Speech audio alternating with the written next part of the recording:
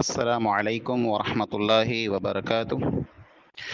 बिस्मिल्लाहिर्रहमानिर्रहीम। मौलाना अब्दुर रहीम बच्छमी रहमतुल्लाह अलैह, एपिसोड नंबर 12, जंहिंमें मौलाना जी दावत अने तबलीग जो तरीक़ो कहिड़ो हो तंहिंजे सिलसिले में ॻाल्हि थींदी।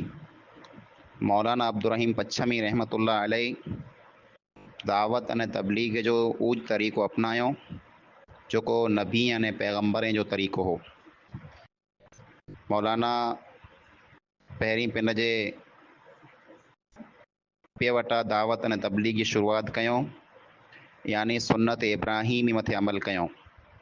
जीअं इब्राहीम अलैहिस्सलाम ॿिनी खां पहिरीं पिन जे वालिद साहब खे दावत ॾिनो दीन जी, ईअं ज मौलाना अब्दुर रहीम बच्छमी रहमतुल्लाह अलैह ॿिनी कता पहिला पिंड जे वालिद अब्दुल अज़ीज़ खे दीन जी दावत ॾिनो। पोइ नबी सल्लल्लाहु अलैहि वसल्लम जी सुन्नत मथे अमल कंदे पिंड जे कुटुंब कबीले ख़ानदान खे दीन जी दावत ॾिनो। पोइ नूह अलैहिस्सलाम जी सुन्नत मथे अमल कंदे हिक हिकिड़े इंसान खे अलॻि अलॻि दीन जी दावत पुॼायो। कॾहिं कॾहिं मौलाना अब्दुर रहीम बच्छमी रहमतुल्लाह अलैह हिकिड़े जे इंसान वटि टे ॾींहं थिया हूंदा हुआ, उनखे नसीहत कंदा हुआ, सम्झाईंदा हुआ जे थी सघे ई माण्हू हिदायत मथे अची वञे। जिते पण माण्हूअ बेरा थी मजमू वे मजलिस वे उते वञी करे माण्हूअ खे नसीहत से नवाज़ींदा हुआ। शादी या मौत जे मौक़े मथे ख़ासि करे माण्हूअ खे इस्लाम जी तालीम ॾींदा हुआ। मौलाना जो जेको लहजो हो, ॿोले जो जेको अंदाज़ हो, उहो अवामी हो, यानी इन अंदाज़ में ॻाल्हि कंदा हुआ जे हर के इंसान खे ॻाल्हि सम्झे में अचे। अने उन ज़माने जा जेको उलमा हुआ उन खे पण मौलाना इहा ज ॻाल्हि अने इहा ज नसीहत कंदा हुआ जे ऐं हक़ ॻाल्हि लिकायो न, हक़ ॻाल्हि माण्हूअ खे साम्हूं पधरी कयो।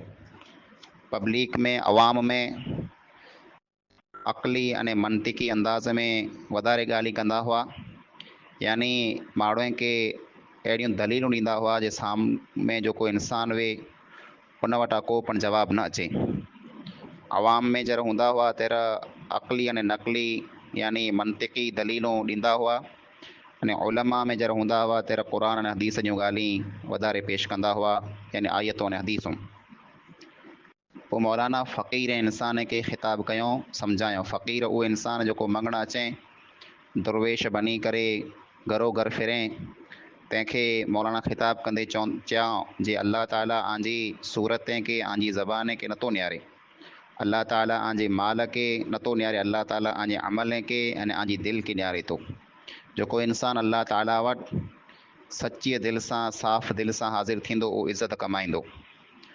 यौम ला यनफ़उ मालुन वला बनून इल्ला मन अतल्लाह बिक़ल्बिन सलीम, यानी जंहिं ॾींहुं इंसान खे माल अने औलाद कमु की न अचींदो, मगर इंसानु जेको सची अने साफ़ दिलि सां अचींदो उन इंसान खे इहा दिलि कमु अचींदी।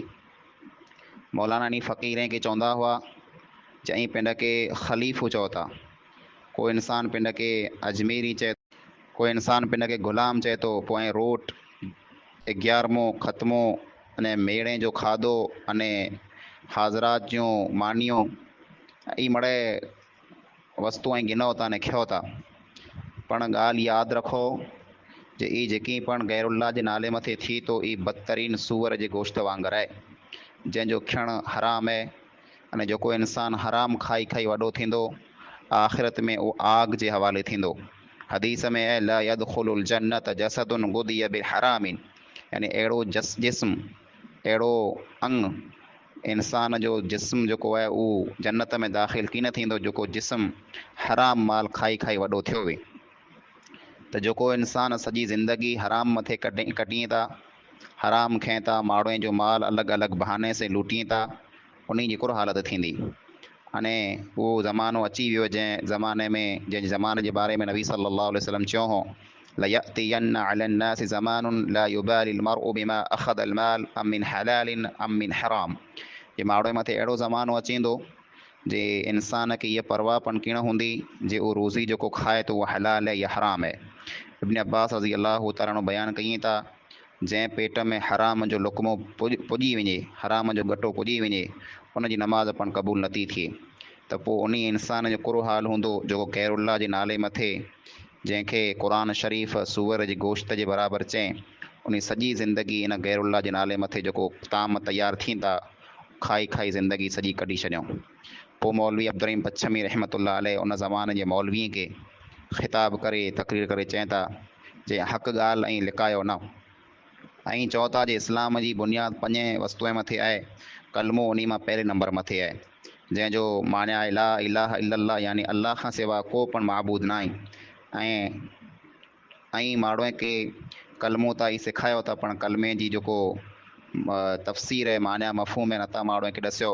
अने माण्हूअ खे जेको अमल ऐं ॾसियो था उहो कलमे जे ख़िलाफ़ु आहे। ज़ात में यानी अल्लाह हिकिड़ो आहे, इन में त मके जा मुशरिक पण अल्लाह खे मञंदा हुआ, पण सिफ़ात में उहो शिरक कंदा हुआ। इलाहियत में यानी अल्लाह माबूद हिकिड़ो जे तंहिं में उहो शिरक कंदा हुआ। जीअं त अॼु आने फ़तवनि जे कारणे अने आने अमलनि जे कारणे माण्हूअ क़बर वारे वली वटां दुआऊं मङे पिया, मुश्किलात में मुसीबत में उन खे पुकारीअ पिया। हर क़िस्म जूं नेमतूं, औलाद, खीर, तंदुरुस्ती, सिहत, चङम भलाई, रोज़ी रिज़्क़, इहे मड़े वस्तु जेको रहियूं इहे औलिया किराम वटां मङे था। अने इहे वस्तु मिले थियूं त इहे चवनि था असांखे वली ॾिनो हुयूं। पोइ औलिया किराम जी क़बर मथे वञी करे ॾिया ॿारीअ था, नज़रो नियाज़ कईं था, क़बर जा तवाफ़ कईं था, उन खे साम्हूं सजदा कईं था, अने गोॾे वराण उन खे साम्हूं वेह था, अने क़बर जा तवाफ़ कईं था, क़बर वटि वञी करे एतिकाफ़ कईं था। इहे मड़े अमल हराम ऐं अने शिरक ऐं इहे वस्तू ऐं माण्हूअ खे ॾसियो। ईअं ज अल्लाह जल शानो जी सिफ़ात में, इबादत में ॿिए पीरे अने वलीअ खे शरीक जेको माण्हू बनाए वेठा आहिनि, अॼु जे ज़माने जा मौलवी जेको आहिनि, उन ज़माने जे मौलवी खे मौलवी अब्दुर्रहीम पच्छमी चयो हो जे अॼु इन जा जेको ज़माने जा मौलवी रहिया, इन जो सिर्फ़ु ई कमु आहे जे खोटा फतवा ॾेई, खोटियूं तफ़सीरूं करे, खोटियूं तशरीहूं ऐं तावीलूं करे, अने माण्हू वटां पैसा गिने पिया अने ज़िंदगी गुज़ारियूं पिया। इन जी शुरूआति नूरनामा किताब वटां थिए थी, मजमुउल फ़वाइद वटां थिए थी, अने इन जी इंतिहा अने क़ससुल अंबिया, कंज़ुल इबरा, दिलाल ख़ैरात अने सैयद वारी सिंधीअ मथे पूरी थिए थी। इन इंसान दीन खे अहिड़ो मुश्किल बनाए छॾियो हुयो जो इंसान लाइ करे ई दीन इन मथे अमल करणु ॿोरो मुश्किल बनी वियो आहे। एतिरे सूदीअ जे मेह खे ॾोणी वे, मेह जो खीर कढणो वे, त इन में पिणु ऐसी फ़र्ज़ लॻाए छॾियो हुयो। हालांकि वज़ू करणो, हथ मुंहुं धोअणा, तहारत हासिलु करणी ख़ासी ॻाल्हि आहे, पण ई मड़े वस्तु नमाज़ लाइ करे ज़रूरी आहिनि। ॿियूं इबादतूं जेको आहिनि, ॿिया कमकार जेको रहिया, इंसान जा मामलात जेको रहिया दुनिया जा, उन में ई वस्तु ज़रूरी न आहिनि। तंहिंखां सवाइ इहे पण जे वज़ूअ में पण ऐसी फ़र्ज़ मुक़ररु कयूं हुयूं, जीअं नबी सल्लल्लाहु अलैहि वसल्लम जा 4 ख़लीफ़ा हुआ, अबू बकर, उमर, उस्मान, अली रज़ी अल्लाहु ताला अन्हुम अजमईन। ईअं जे इन मौलवी 4 इमाम पण मुक़ररु कयूं।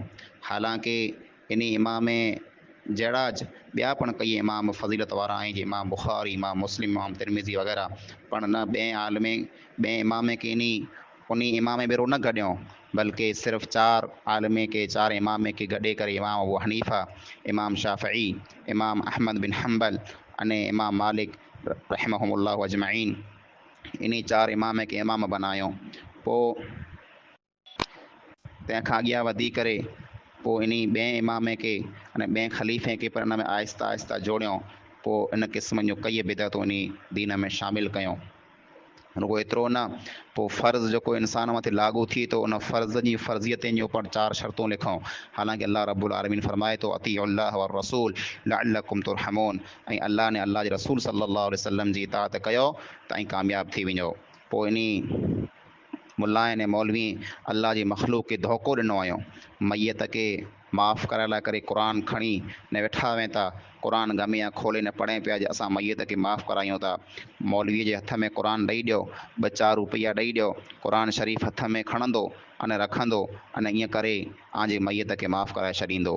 पोइ जेकॾहिं कंहिं इंसान जी दिलि अञा पण मुतमइन न वे, त अहदनामो लिखी करे अने मोहर लॻाए करे क़बर में मैयत जे सिराणे रखी छॾीनि था जे हाणे तव्हांजो मैयत बिल्कुलु कामयाबु थी वियो।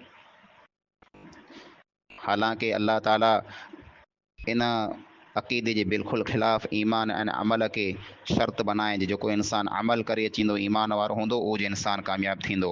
ईअं जिन मुल्लनि ऐं मौलवी अब्दुर्रहीम पच्छमी जे साम्हूं क़िस्म क़िस्म जूं मुश्किलात पैदा कयूं अने मौलवी अब्दुर्रहीम पच्छमी रहमहुल्लाह इन खे सम्झाईंदा रहिया।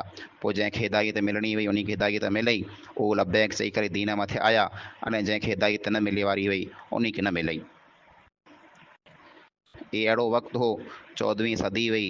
इन ज़माने में ऑल इंडिया अहले हदीस कॉन्फ्रेंस अञा हिन हिंदुस्तान में वजूद में आई हुई।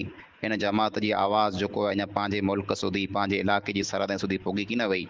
मौलवी अब्दुर्रहीम पच्छमी रहमतुल्लाह अलैह उन ज़माने में हिते हक़ जी ॻाल्हि बुलंद कयूं। पोइ ॿिया माण्हू पण कई अहिड़ा हुआ जेको वाट निहारे वेठा हुआ तौहीद जी, उन मौलवी अब्दुर्रहीम पच्छमी रहमतुल्लाह अलैह खे साथ ॾिनो। जीअं हाजी अहमद मल्ला पिन जी शाइरी जे ज़रिए मौलाना जी मदद कई। मोहम्मद ख़ैर मोहम्मद निज़ामाणी अख़बार रिसाला छापा जेको आहे उन खे कढी लिखी करे ख़ासि करे उन जी किताब सैफ़ुल मुवहिदीन, इन किताब में उन शिरक जी अने शिरकी अमले जी वधारे तरदीद कयूं। अने तौहीद जे दरख़्त जेको हो तंहिंखे पाणी ॾिनो। पोइ आहिस्ता आहिस्ता ॿिया माण्हू मौलवी पण तयारु थिया, उहे तौहीद मथे आया, उन तौहीद खे वरी जीरो कयूं। पण शुरू जो वक़्तु अहिड़ो हो जो कंहिं इंसान खे पण अल्लाह ताला जो ख़्यालु न हो, सिर्फ़ु पीर परस्ती हुई। ॻाल्हि ॻाल्हि में पीर हलंदो हो, बाक़ी अल्लाह रब्बुल आलमीन खे को पण यादि करे वारो न हो। मौलाना अब्दुर्रहीम पच्छमी खे तंहिं लाइ करे घणियूं महिनतूं करणियूं पियूं, घणियूं तकलीफ़ूं सहन करणियूं पियूं। अने मौलवी साहब जे तबलीग जो पोइ अहिड़ो असरु थियो जो सॼे मुल्क जो जेको आहे रुख अने मोह बदिली वियो। जेको माण्हू उॻाणीअ मोड़ करे उभा हूंदा हुआ, मौलवी अब्दुर्रहीम पच्छमी उन जे वाईअ मोड़ काबे के साम्हूं करे छॾियऊं। जनाब मौलवी अब्दुर्रहीम पच्छमी रहमतुल्लाह अलैह चवंदा हुआ जे अल्लाह ताला जा नाला त घणे आहिनि, पर उन मां 99 नाला अस्माउल हुस्ना, यानी बहितरीनु नाला जेको अल्लाह ताला जा अस्माउल हुस्ना। हालांकि अल्लाह जा नाला मड़े बहितरीनु आहिनि, पर 99 नाला मशहूरु आहिनि जंहिंजी पाण खे ख़बर आहे, तंहिंजी फज़ीलत आवई ऐं मड़े हक़ कई।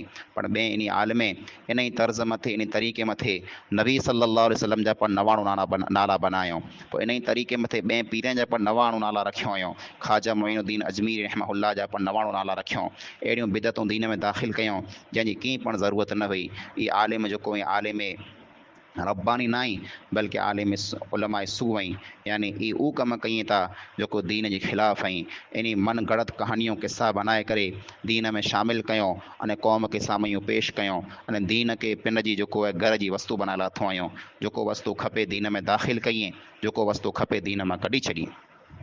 मौलवी साहब ई पण चवंदा हुआ जे हिकिड़ो मौलवी हो, तंहिं वटि हिकिड़ो साहिल यानी सवाल करे वारो मसइलो पुछे वारो आयो जे आऊं मौलवी साहब हमेशह 11वीं तारीख़ ते राति जो आऊं माण्हुनि खे खाधो खारायां थो वॾे पीर जे नाले मथे। अने हिन मरतबा 11वीं जेको तारीख़ हुई उहा मूं वटां रही वई, आऊं खाराए न सघियुसि, त हिकिड़ो आऊं हाणे कज़ा कयां। उन मौलवीअ चई हा तूं कज़ा कर, पीर जे नाले मथे कज़ा करणी पवंदी। पोइ उन मौलवी हिकिड़ी मिसाल ॾिने, हिकिड़ो शख़्स हो उन वॾे पीर जे नाले मथे 11वीं करे लाइ करे हिकिड़ी ॿकरी रखे हुई। पोइ अहिड़ो थियो जो ॿकरी बीमार थी पई, अने ॿकरी बीमार थी ने पोइ उहा ॿकरी मरी पण वई। उहो शख़्स उहा ॿकरी मोल खणी हिकिड़ी जॻह मथे फिगाए आयो, त हिकिड़ो कुतो आयो उन ॿकरीअ खे सूंके अने हलियो वियो। त उन माण्हू जेको ॿियो हो ॾिठे पियो, उन चवनि यार ही कुतो पण उन ॿकरी जो अदब करे थो जेको ॿकरी वॾे पीर जे नाले मथे पाण रखूं था, जे उनखे कीअं बि नुक़सानु न पुॼाए अने खाधे पण न।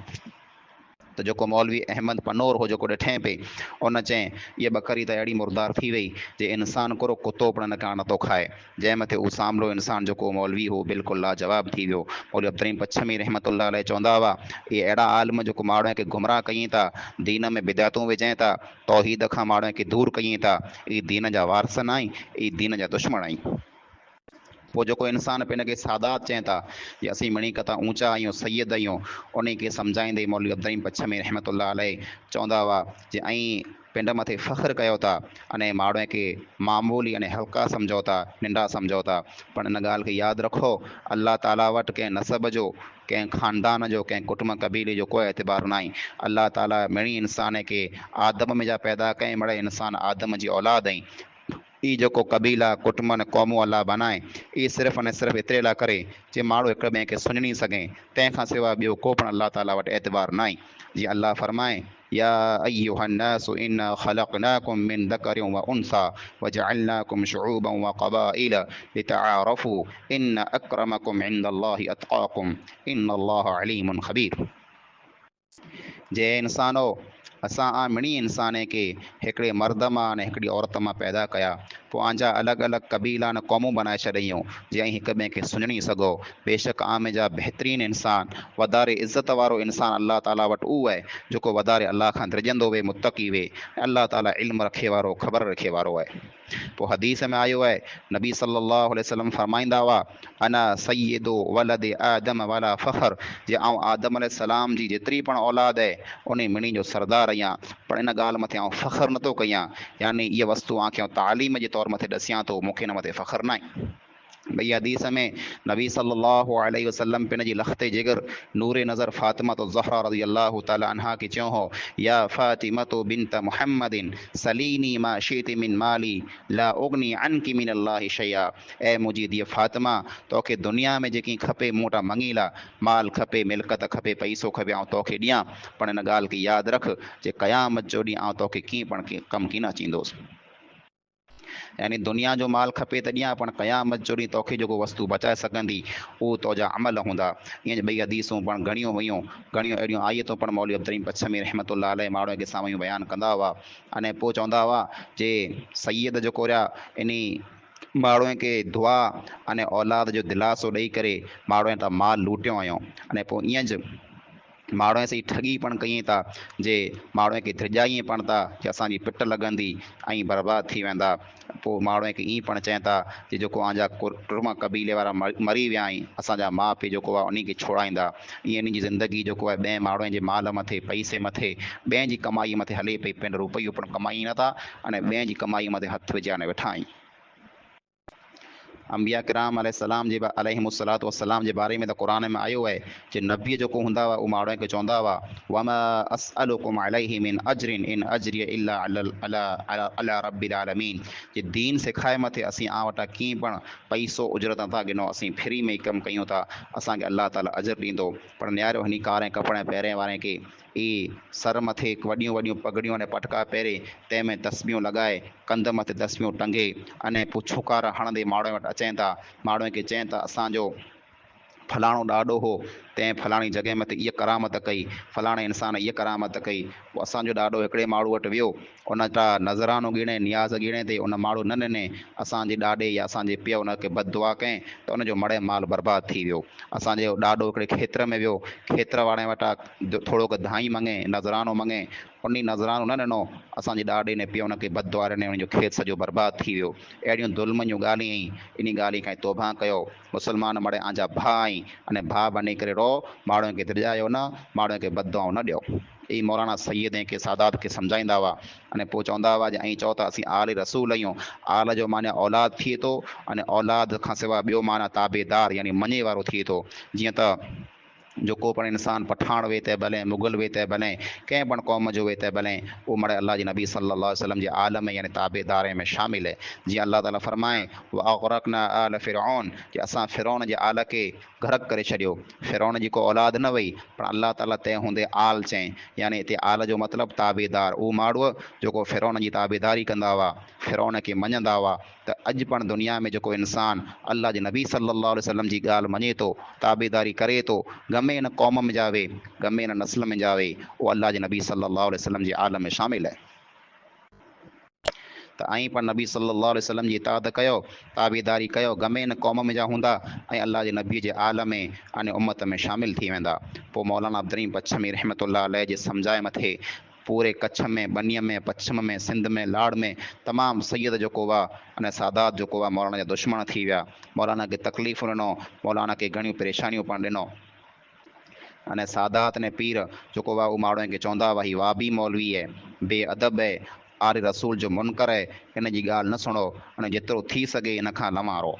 पोइ क़ौम जे सरदारें खे आगेवाने खे पटेलें खे वॾेरें खे पण मौलवी अब्दुर्रहीम पचमी रहमतुल्लाह अलैह नसीहत करे सम्झायो जे ऐं ॻोठ जा मुल्क जा रईस आहियो सरदार आहियो वॾेरा आहियो पण ऐं मुल्क में फ़ैसिला पिण जे मन मुताबिक़ कयो था जीअं आंखे ठीकु लॻे अहिड़ा मन घड़त फ़ैसिला कयो था हिकिड़े माण्हू जा हक़ झटे ऐं ॿिए माण्हू खे ॾियो था ऐं रिश्वत जे मथे कमु कयो था अने कुटुंब कबीले खे क़ौम खे नियारे करे कमु कयो था नियारियो ख़बरदार सुणी लाहियो ऐं जेकॾहिं अहिड़ो मड़े फ़ैसिलो कंदा जे हक़ हिकिड़े माण्हू जो ॿिए खे ॾींदा त ऐं सम्झी लाहियो आंजे पेट में दोज़ख जी बाहि भरियो पिया मुल्क में अल्लाह ताला जे हुक्म जे मुताबिक़ फ़ैसिला कयो अने न कंदा त अल्लाह ताला अहिड़े इंसान जे बारे में फ़रमाए जेको इंसान अल्लाह जे फ़ैसिले अल्लाह जे हुक्म जे मुताबिक़ फ़ैसिला न कयईं उहो काफ़िर ऐं उहो ज़ालिम ऐं फ़ासिक़ ऐं अल्लाह जे नबी जी ॻाल्हि मञो अल्लाह जे रसूल सल्लल्लाहु अलैहि वसल्लम जी ॻाल्हि मञो अल्लाह जी ॻाल्हि मञो अने ईमान वारे मोमिन जी ॻाल्हि मञो उन जे मुताबिक़ फ़ैसिला कयो ईअं मौलाना ॿियूं पण कई दलीलूं ॾेई करे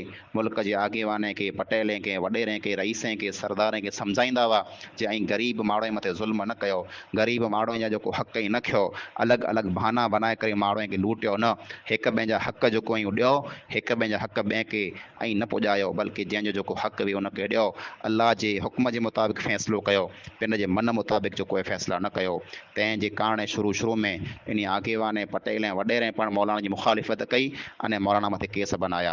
अस्सलामु अलैकुम वरहमतुल्लाहि वबरकातुहू। अच्छा लगा हो तो वीडियो को लाइक करिएगा और चैनल को सब्सक्राइब करिएगा। तो इंशाल्लाह फिर मुलाकात होगी, दुआ में याद रखिएगा। अस्सलामु अलैकुम वरहमतुल्लाहि वबरकातुहू।